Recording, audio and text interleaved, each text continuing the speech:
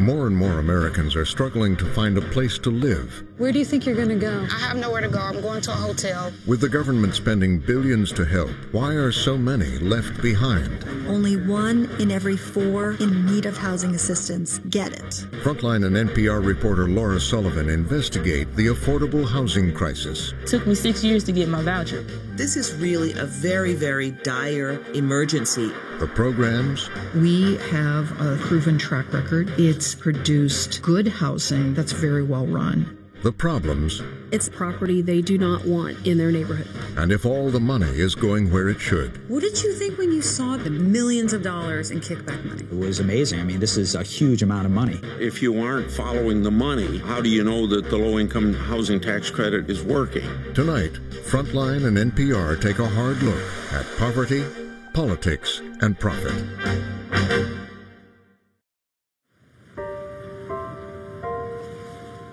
I never imagined that a story about low-income housing would lead me here, to an upscale resort in Costa Rica. Los Sueños is a dream world with fancy condominiums and private villas, a first-class hotel, golf course, and its own private marina. I'd come here because our investigation into the money spent to house the poor had taken us into a hidden world of secret bank accounts and shell companies. But I'm getting ahead of myself. To understand what brought me to Costa Rica, I have to take you back 9 months earlier to where our story begins. As our city grows, the number of affordable homes is doing the opposite. It's shrinking. Some are calling it the worst affordability crisis in U.S. history. Last year, we started spending time in Dallas, in neighborhoods like this, where making rent has been getting more and more difficult. The struggle is real out here. I mean, you know, this is every day for them. It'll wear you down, you know, because you're seeing it every day. People's rent checks have just been going up and up and up, and I don't see any end in sight. These are people who have jobs and children. How y'all doing? They're saying that no matter how hard they work, they still can't find enough here to put a roof over their head. This is the eviction. All right. There are more than 40,000 evictions in Dallas every year.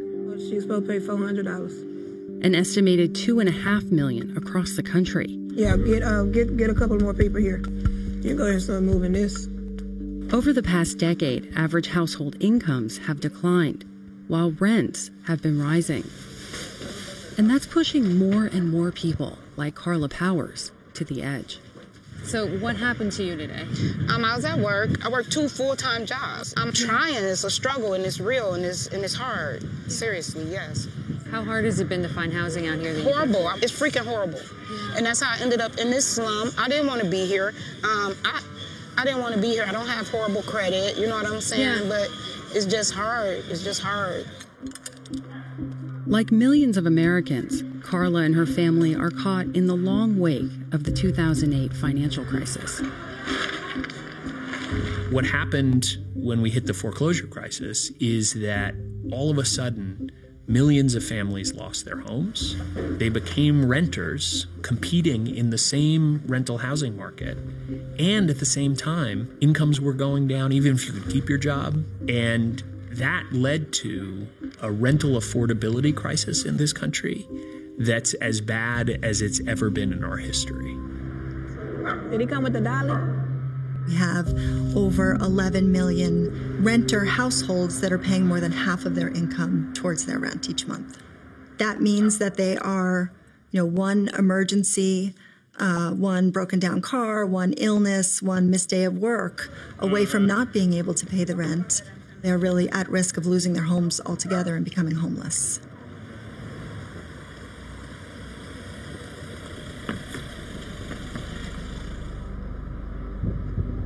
Every year, the federal government spends nearly $50 billion to help the poor with rent and get them on the road to better lives. Over the past year, we've been investigating the 2 key programs that try to do that, to see whether they're working the way they should and why so many people are struggling. In Dallas and elsewhere, we kept hearing how the largest of the programs, Section 8 vouchers, covers just a fraction of those in need. Section 8 applications. Thousands of residents have been fighting for a chance to get public housing assistance. When the vouchers are handed out, the response is overwhelming. Chaos this morning in the parking lot as tempers flared over the city's plan to hand out the Section 8 applications. Some people have been here since Sunday morning, Monday morning. It's ridiculous. The voucher pays the difference between the monthly rent and what renters can afford. More than 2 million households use them, but wait lists can be years long. Well, how big a deal is it to get a Section 8 voucher? Only 1 in every 4 households that are eligible for and in need of housing assistance get it. It was a dangerous scene. Thousands of people hoping for Section 8 vouchers ran for a spot in line. They're hoping to win what is essentially a housing lottery. So it's the 25% who have the vouchers that are the lucky ones within this kind of a system. We wanted to see how Section 8 would work out for 3 of the lucky ones in Dallas, which, like many cities, has a tight rental market. Pick up that mess. Farron Giles and her son have been staying at her ex-husband's apartment for the past 2 months. We gotta walk kind of fast, too, because we're not gonna get to school in time for breakfast. We gotta keep up. She's held a variety of jobs since moving to Dallas 7 years ago. I've been a cashier, I've been a stocker, I've been a caregiver, I've been a welder, I've done clerical work, stuff like that. Oh, Mom made cupcakes last night. But even when working, she says it's been hard to find a place she can afford. What did you think when you got the voucher? I thought, this is freaking awesome. Yeah. I felt like it was an opportunity for me to gain more stability. This area in general, I would like to get away from. What is it about getting out of this neighborhood? Work. I want to live near a place where there are better job opportunities. Yep. Took me 6 years to get my voucher, but I got it. You can best believe I'm going to utilize it. Yeah, hi. Do you guys accept the Section 8 vouchers? Linda Higgins says one unexpected event upended her life, leaving her so distraught that keeping jobs has been difficult. I was working at JCPenney, and my son died. 2002. I started living with different people in the family. Not able to afford to pay rent. It sounds like a Section 8 voucher. It means a lot to you. It does. I haven't had a place of my own since 2002. Is it scary that it can all fall apart? That's why we had to go to the shelter. I met Ciartis Harris in a Walmart parking lot in South Dallas. Because they were called. Ciartis has 7 kids and was living in a shelter. But before that, she says they often lived here in her van. You slept in here with 7 kids for a couple of months? It wasn't like all the time with all of them, but yeah, at some point in time we was, like in between like trying to find a motel or other people's houses to sleep in. If it wasn't like panning out, we would, go find somewhere to park and sleep in my van. What do you say to the kids? They understand? Because they know. Yeah. They know you're trying. Do you have an area you don't want to live in? The hood? Like the hood? Why not? Why? Because I don't feel like dealing with it. I don't know nobody breaking into my house or like trying to beat up my children or break into my car. You get into it with somebody, you got to deal with that. You want out? Yeah, like I'm tired of it. Like why wouldn't I want better? If I went from apartment to living in my van to living in a shelter, like, yeah, I'm not gonna go backwards. I'd rather go forward, You gonna press the button, Carla? You press the button for Mama.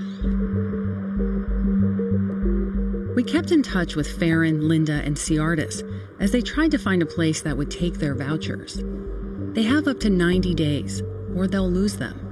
And what they're hoping for is one of the main goals of the Section 8 voucher program, the chance to move to neighborhoods with better opportunities. Researchers from Harvard and Stanford took a look at this and found conclusively for the younger kids, they're significantly more likely to finish school, go to college, finish college, get better jobs, earn more money, not have teen pregnancies, not get involved in crime and drugs. And the younger the kids are when the families make the move, the bigger the impact. Zip code is destiny. That's no joke. One of the hottest zip codes in Dallas is the northern suburb of McKinney. 3 years ago, it was ranked the best place to live in America by Money magazine. Today, the area is booming. New apartments are popping up everywhere. I was meeting a developer who's trying to bring more low-income housing to the community. Hi! Hi, I'm Laura. Hi, Terry Anderson. Nice to meet you. Terry Anderson has spent her career in the field of affordable housing. Please, if you could put this on. She's building an apartment complex here between McKinney and the neighboring city of Frisco. Awesome. Can we see it? Yes, let's go. All right, so tell me, what's this going to look like? It'll be 2 very large buildings, and towards Anderson's plan is to build 132 apartments. It's Class A construction, and we're really excited about it. Some market rate, some at reduced or affordable rates, and some units set aside for Section 8 vouchers. But her plan hit a roadblock with the Frisco City Council. We thought we were going to have support, and instead the city actually called a public hearing for our property, and about 250 angry residents showed up. Some residents voiced concerns about traffic, others about overcrowding in their schools. Hi, nice to meet you. And some were worried about having low-income housing in their neighborhood. Why did you pick this spot? Nicole Humphrey is a local opponent of the development. What is your concern when it comes to Section 8 and low income? The lifestyle, I feel like, that goes with Section 8 is usually working single moms or people who are struggling to keep their heads above water. And it's not, I feel so bad saying that, but it's not, it's just not people who are, I guess, of the same class as us, which sounds bad, but I don't mean that in a bad way. Some people would say, look, they maybe have not had the opportunities that their kids are not going to have the opportunities that your kids are going to have in this neighborhood. Right. Can they share in that? The problem with that is I hear a lot of the unfair of, oh, we haven't been given this or not that, or we haven't been afforded things that you might have been afforded. I don't look at multimillionaires and think, why don't I have a yacht? Why don't I have a private jet? It's a mindset, I feel like. Do you think that you maybe are stereotyping the folks? Oh, I totally am, 100%. It's not. It works both ways. I'm definitely not a racist and I'm not bigot, but I think I hold a little bit of a stigma against people who are different. We don't want nomads. We don't want people who don't have roots. I just don't want that to be what my community is about. Okay, let's go right into whether to provide Anderson Development and Construction LLC a letter of support. A vote on whether to help Anderson get the money she needed was brought before the Frisco City Council in March of 2015. I can't support apartments, and I couldn't do that at this time. I don't see anything in this development that helps us take it to the next level. The opponents won the day. Okay, motion passes 6-0 to deny. But even without local support, Anderson was able to line up loans and grants to move forward with construction. Then, more problems. Our superintendent has been threatened, issued a warning, a criminal trespass warning. The police have actually blocked our entrance. Have you ever seen anything like this in the years that you've been developing? I have not. There's an issue with some building on the easement in the right-of-way. Frisco city officials say they support affordable housing and aren't trying to stop Anderson's project. They just want her to comply with the city's building rules. Anderson complained to the Department of Housing and Urban Development, which is now investigating whether her project is being discriminated against. It is a concerted effort to shut down development of a property they do not want in their neighborhood.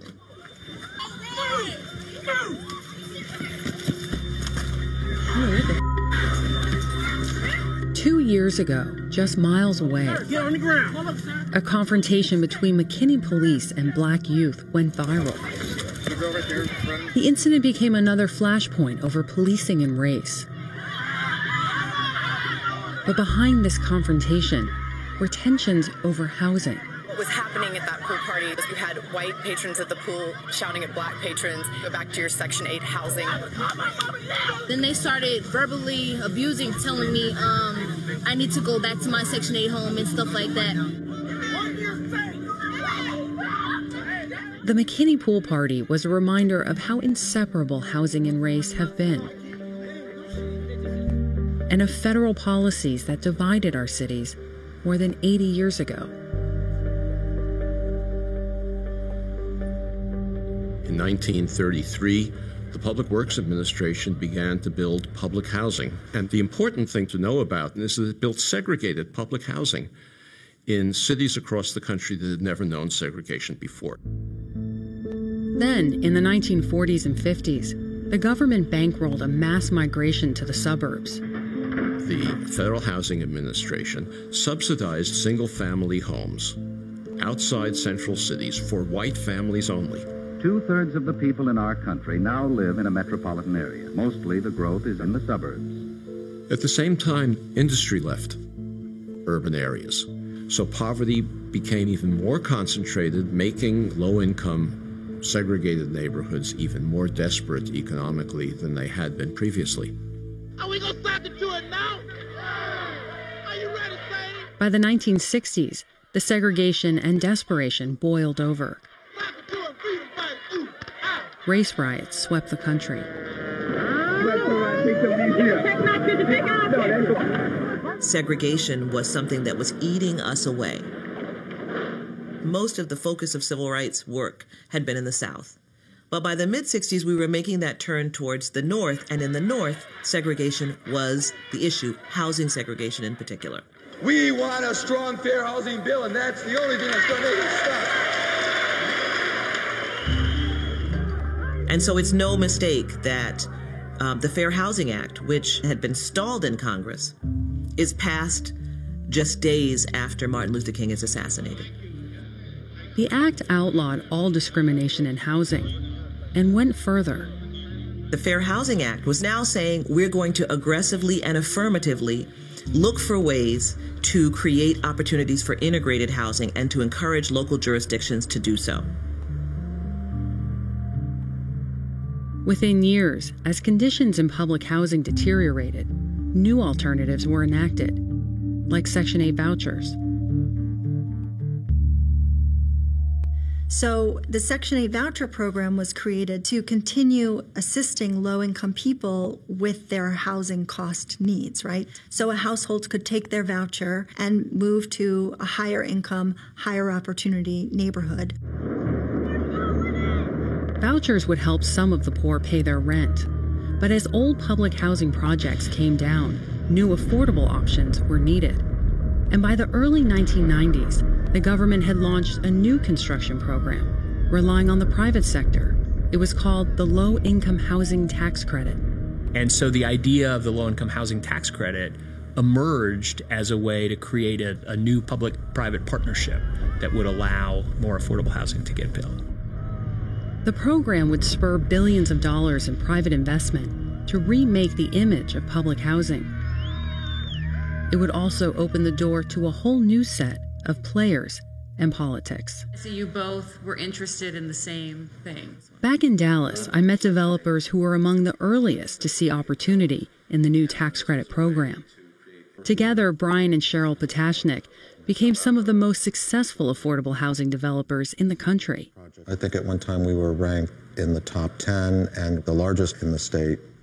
They got their start in the neglected neighborhoods of South Dallas, areas where the demand for affordable housing was greatest, and the tax credit program was set up to help. Well, for instance, you can see the Potashnik showed me how the program works. The IRS gives billions in tax credits to the states. Then the states award the credits to developers. And this is you guys. Yes. Who sell them for cash to investors, mostly banks. The developers use the cash to help build apartment buildings. And because taxpayer money pays for most of it, they can charge the lower rents that are required. It's like when you buy a house, you have to put a down payment. Yeah. That's your equity. Yeah. That's the tax credits give us the equity to build the apartment complex. Could you build these properties without tax credits? No, and it wouldn't be possible to build the quality of housing without the tax credits. Dallas Mayor Laura Miller cut the ribbon for the development. By the early 2000s, the Potashniks were making millions off their developments and looking for new opportunities beyond the inner cities. You know, we didn't have a very scientific process for how we found land. We'd get in the car and drive around. But we started driving north and west instead of south. And what did you find when you got north? We found a good site. That site was in the northern suburb of McKinney. What kind of pushback did they get? Hell no, you can't come.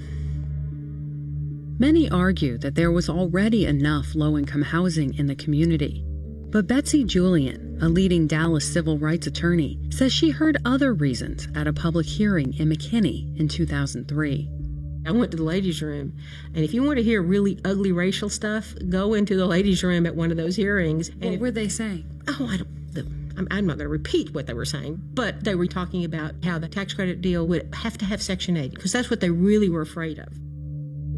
The Potashniks tried to get around the opposition and negotiate a political deal. We had hired a consultant who was a state senator, who was also a lawyer. And a consultant. And he got us an appointment with the lieutenant governor. But then we were told that we needed to hire another consultant, but we couldn't know who that consultant was. You had to hire somebody whose name you were not allowed to lobby the governor. We would get calls from consultants. Look, I know the governor. I know the senator. I know this one. I can help you here. I mean, it just rampant. It's just pay me this amount and don't worry about how I do it. Right. Don't ask. Don't ask. Their deal fell through. And their development plans to build in other communities that didn't want low-income housing generated broader opposition. Soon, Texas began requiring letters of support from local and state officials to help get tax credit deals done. What did that mean for the projects when you had to get a letter of support? Well, it basically meant that if the neighborhood didn't want it, that property was not going to get built. The letters of support gave politicians more power to determine the fate of developments, so the Potashniks doubled down to try to get the political buy-in they needed. Developer Brian Potashnik has the mayor's ear when it comes to meeting the city's need for 30,000 affordable housing units. So I found myself spending a lot of time at City Hall, talking to a lot of politicians. It all began years ago. Getting those letters of support became a high-stakes political game, and in 2007, 14 people, including the Potashniks, were charged in a bribery and corruption scandal, the largest in Dallas City Hall history. Experts say it suggests the Potashniks funneled bribes through a conspiracy for apartment construction approval. It was a corruption case. You were accused of being in a pay-to-play situation. Why did you do it? If you want to use that term, then it becomes about access. And especially when the system itself is set up so that you need those people to approve what it is that you're doing in order to do business. There's a lot of pressure coming from a lot of different places. Certain decisions were made, certain things happened, and we should have walked away at some point from that pressure. We should have sacrificed those projects that were in question and just gone in a different direction, but we didn't. They pleaded guilty to conspiracy to bribe local officials. Brian Potashnik dashed away after receiving his sentence of 14 months in prison. His wife Cheryl was given 2 years of probation as this Dallas City Hall corruption scandal draws to a close. Nearly 20 states now rely on letters of support to help decide which projects to give tax credits to. Civil rights lawyers Mike Daniel and Betsy Julian say that's a major reason why so many projects end up in low-income neighborhoods. Why were the tax credit projects being put in low-income areas? Well, they're being put there because it's easier to do. There won't be any opposition to it, and you don't have everybody mad at you. You get your deals done. After examining the tax credit program, they calculated that more than 90% of family developments in Dallas have been built in high-poverty areas over a 25-year period. They filed a lawsuit against the state that went all the way to the Supreme Court and helped set standards for fair housing nationwide.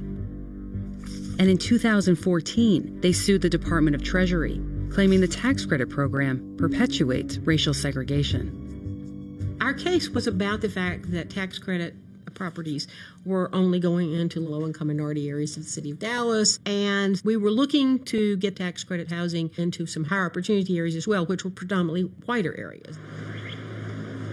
That case is still ongoing, but it highlights challenges to affordable housing around the country and raises questions about whether the tax credit program is working as it's supposed to. Thank you. Last November, I went to Chicago for an annual gathering of the tax credit industry. It takes a lot of players, bankers, brokers, law firms, consultants, developers, to put affordable housing deals together. Over the past 30 years, housing tax credits have helped build more than 2.5 million affordable units. The program costs about $8 billion a year, an amount that's been growing. But that hasn't kept up with the need for affordable housing, and that lack of housing makes for a booming market. Stacy Neckes is a vice president for one of the largest brokers, or syndicators. Well, the housing market has been very robust, and so investors really like it. Why do the investors like it so much? Well, I think you're giving back to the community, but you're also able to get a good after-tax yield. How's business right now? Very strong. Yeah, demand is off the charts. The program is often described as a win-win. Poor people get good quality affordable housing, and the private sector makes money. Rick Lazio, a former congressman, now lobbies for the industry.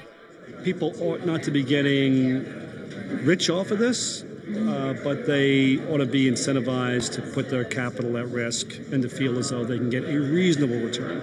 Is this the most efficient program? This is 100% the most efficient way to do it. It gets the most amount of units built, which is what is required. You have a lot of different eyes on it because, again, you have the public and private partnerships, so everyone's looking at it. We were looking at it too.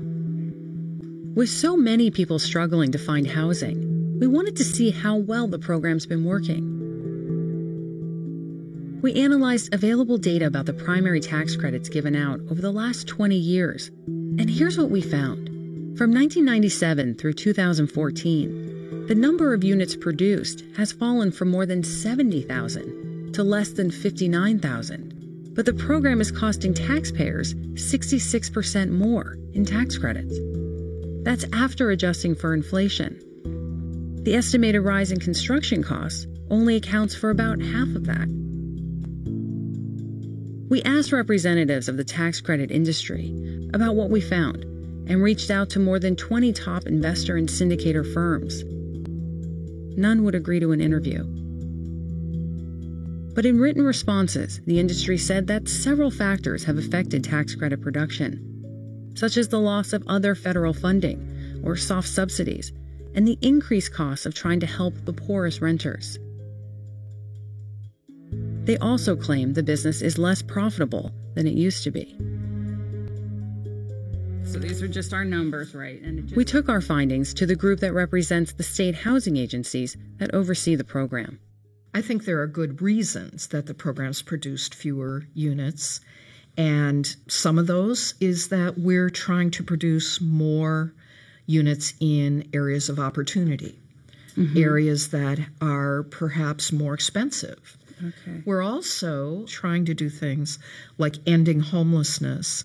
So the Low-Income Housing Tax Credit Program has a 30-year proven track record, and it's produced good housing that's very well run. But not everyone is convinced. Republican Senator Charles Grassley is investigating the program. My suspicion is that there's a lot of things wrong with the program. It may not be serving all the people it should serve. There may be people in the middle getting more than they should. You would think that this would be something the IRS would be looking into because they have to police to see whether the money is serving the purpose it's supposed to serve. And are they policing? No, they aren't. There's only been 7 audits in 29 years. Well, if you aren't following the money, How do you know that the low-income housing tax credit is working? That's what we were doing, and that took us to Miami, where we found a troubling story about the tax credit program. This is it. This is nice. I met up with Michael Cox. He spent 15 years as an affordable housing developer. He showed me one of his prize projects, LeBray Place. Hi, how are you? Mike, how are you? It's a $25 million development with 90 units, half of them for formerly homeless, like Mike Flannery. Yes. You would never know where the people came from in this building. Where'd they come from? Well, like myself, they was just about to be on the street. South Florida is one of the tightest housing markets in the country, and developments like LeBray are much in demand. And it's approximately 2 to 3 years waiting list. To get into the building? Yes. It has a community room, a small gym, This is a great room. its own laundry. We leave it open 24 hours because of the residents that work. Supportive housing actually saves taxpayers money every year because it costs more to have people on the streets using services like emergency rooms, police, and so in the long run, it actually will save taxpayers money over the lifetime of this project. But there was more behind the story of LeBray. Cox had a partner in the project, the Carlyle Development Group. Carlyle was founded by Lloyd Boggio, a leader in Florida's affordable housing industry, and it was run by his partner's son, Matt Greer. Together, Carlyle and Cox's company, Biscayne Housing, became a powerhouse. Between 2006 and 2009, the two companies had more than $250 million under development. Biscayne Housing went from nothing to the number 12 affordable housing developer in the country. And, wow. And Carlyle became the number 3 developer in the country. In the country at that time. And it was exciting. But the partnership had problems. Cox says he suspected Carlyle was cooking the books. He discovered documents about secret accounts. They showed about $6 million in construction funds had been kept secret. How could they have $6 million in extra funds? I had no idea. Carlyle's secret accounts would soon get the attention of federal prosecutors. This is a Carlyle development that involved Lloyd Boggio and Matthew Greer. Assistant U.S. Attorney Michael Sherwin has spent nearly 5 years investigating the tax credit industry in South Florida. As Sherwin and his team dug into Carlyle and Biscayne's construction contracts, they discovered a kickback scheme. This is the actual contract that was signed. This is how it worked on one Carlyle deal. Florida Housing wants to know, how much is it going to cost you, Carlyle, to actually build this thing? They tell Florida Housing, we've signed this contract and it's going to cost $14,866,000 to build. Now, there's an email between Carlyle and the contractor, and they negotiated this the day before that we're only going to pay you, contractor, $12,750,000 to build. We're telling the state we're going to pay you $14,866,000. 1 day later. Exactly. So they knew a day before they submitted that the actual construction cost was $2 million less. Correct. Carlyle used the inflated cost estimate to win more tax credits from the Florida Finance Agency. It's not a very complicated scheme. It's a lie for money. The contract is inflated, so this lie enabled them to get excess of $2 million just on this one deal. By the time they were done, investigators discovered the two companies stole $34 million from 14 projects. What did you think when you saw the millions of dollars in kickback money? It was amazing. I mean, this is a huge amount of money. And this is all on top of the tens of millions that was made in legitimate fees and profits. This is the apartment. And prosecutors discovered something else. Nearly $2 million had been stolen from LeBray, the apartments for the homeless. And Michael Cox was a part of it. They were extorting me, saying, we will kill these projects unless you agree to this kickback scheme. Now, unfortunately, this is where good people make bad decisions. Michael Cox does not go to Florida Housing. Michael Cox does not go to the FBI. Michael Cox says nothing and accepts the money. You spent the next several years taking the money. And a lot of people are going to wonder why you did that. Why did you take it? I convinced myself that this was okay and that I was building amazing projects in the community. I went from fighting monsters to becoming a monster. I tried to reach the other partners in these developments, Hi, Mr. Boggio. but none would talk. Sullivan from. I wanted to ask them about where that $34 million went. Some of it was tracked back to Boggio's personal accounts. One was called Caesar and Cleopatra. Caesar and Cleopatra, those are the names of his two dogs. Over 12 million flowed through that one account. Through that account that was named after his dogs. Correct. Other kickbacks to Boggio, Greer, and Cox came through a cutout called SSHH Construction. This is a fake construction company. They should set up construction. It's literally construction. Correct. I like mean, SSHH, like be sure. quiet construction. It was just used to hide the money. And prosecutors traced some of the money back to Boggio's house. I believe his house is valued at $11 to $14 million, his mansion in Coconut Grove. He liked to live a good lifestyle. Ultimately, Boggio, Greer, and Cox pleaded guilty to crimes related to the kickback scheme, a scheme that had gone unnoticed by state housing officials for years. These housing agencies don't have a lot of funding. They don't have a lot of manpower. Looking at Florida Housing, it's a small office with a limited staff that is in charge of managing hundreds of millions of dollars in state, local, and federal money. So the IRS is relying on the housing authorities to ferret out problems and corruption. Correct. In Tallahassee, I went to see the man who was running the agency that oversees the tax credit program in Florida. What was your reaction when you first heard about this investigation? Certainly disappointment that anybody would do that with programs that are designed to serve folks in need. The prosecutor in the case described the agency as a bit outmatched when it came to developers with millions of dollars and lots of resources. Do you think that's accurate?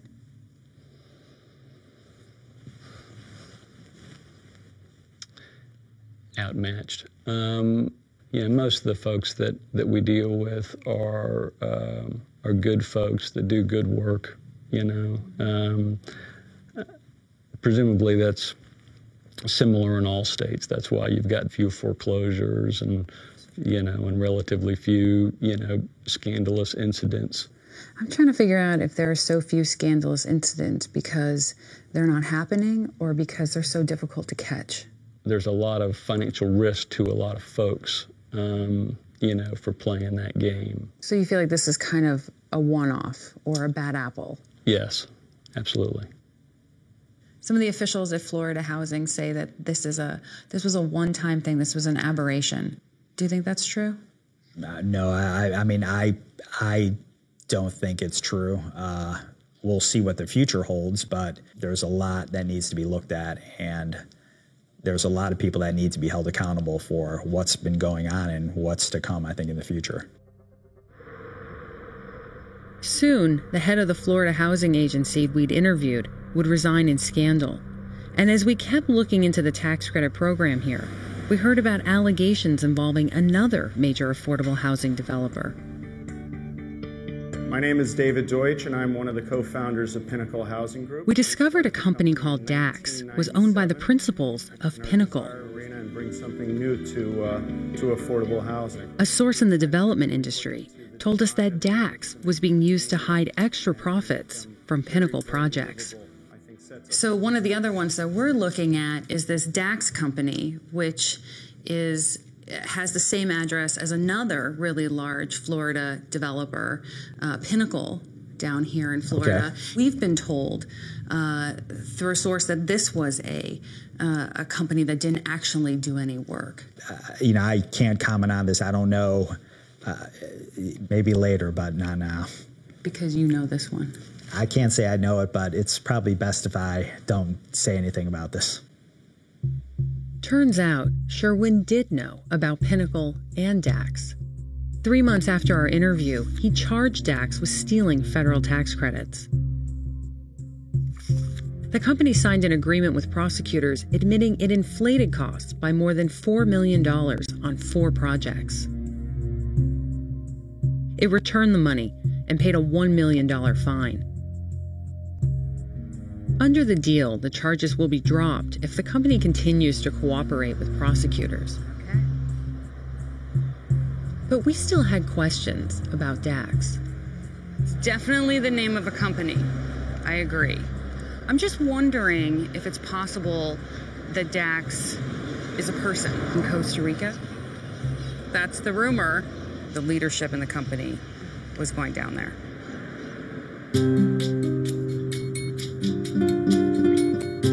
And that's what took our investigation to Costa Rica, to see what Pinnacle was doing there. Hola, ¿cómo estás? Buscando Dax Jimenez. Later that night, just outside the Los Sueños resort, we found Dax at a beachside restaurant. Gracias. Yes, I am Dax. Hola, Hola, Laura. Laura, nice to meet you. Dax said he wasn't a Pinnacle business partner.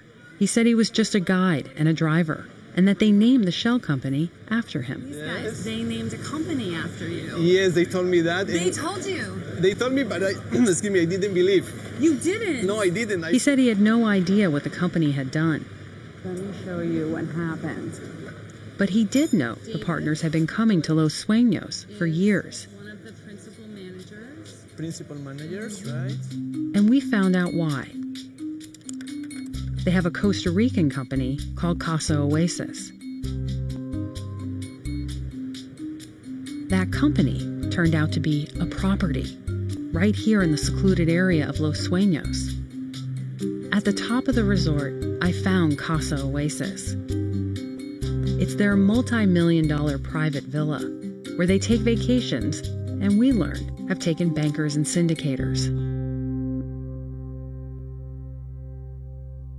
Last week, Florida's housing agency went to court to ban Pinnacle from affordable housing projects for 2 years, saying the company had used Dax to engage in fraud. Pinnacle declined our request for an interview, but told us it would contest the ban and said it did not violate any state rules. 3 developers in Florida were charged with stealing from the program. How can the housing finance authorities make sure that that's not happening in their backyards, in their states?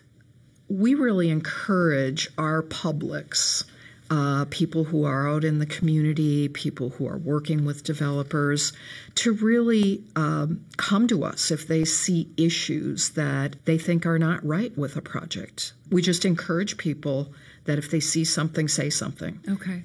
The other things that we do, we have architects who get the final say when the cost certifications are filed to check the reasonableness of those costs. There's not a lot of documentation provided to the housing agencies and the underwriters other than basic building block documents, the application, contracts, affirmation letters. So it's really a program of trust. Did you just call an $8 billion tax program a program of trust? Yes, it is a program of trust. The U.S. attorney in Florida called this a program of trust. Do you think that's true?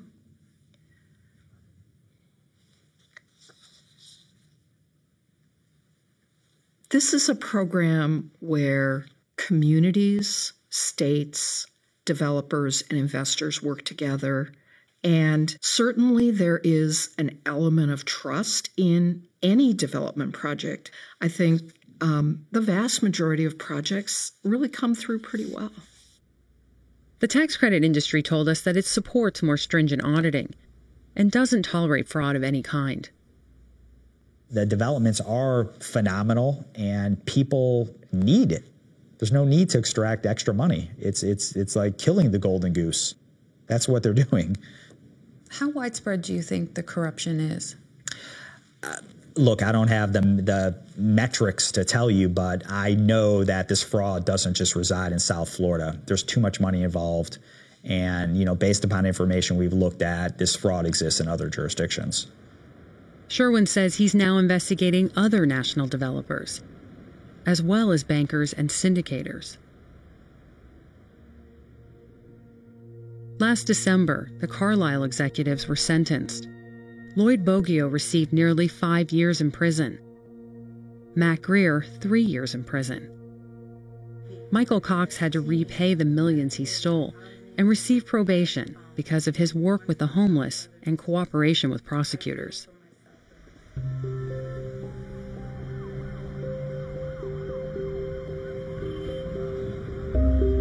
When costs are inflated, the number of housing units actually produced decreases, and we are building less housing. I get it. I'm not against you making a profit. And this case isn't a case against capitalism or rich people, but this is money that was going to build low-income housing in Florida. And it didn't. The money that they took could have built hundreds of additional extra units, especially at this time. Look, there's a housing crisis across the United States. And you were hurting the homeless people on the street because you were taking money that belonged to them. Absolutely. We ended up really hurting the people we serve and betraying their trust.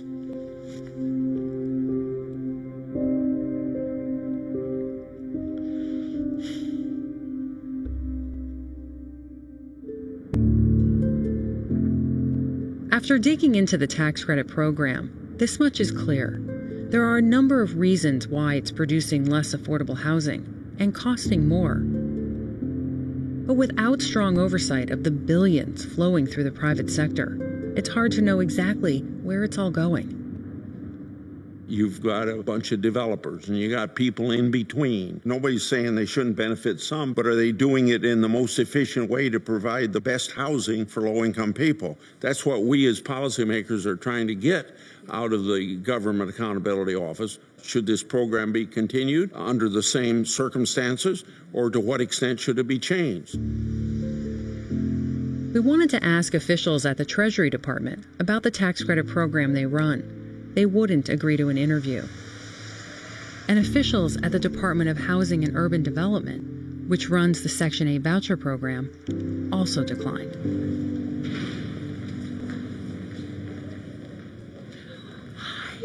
We returned to Dallas one last time.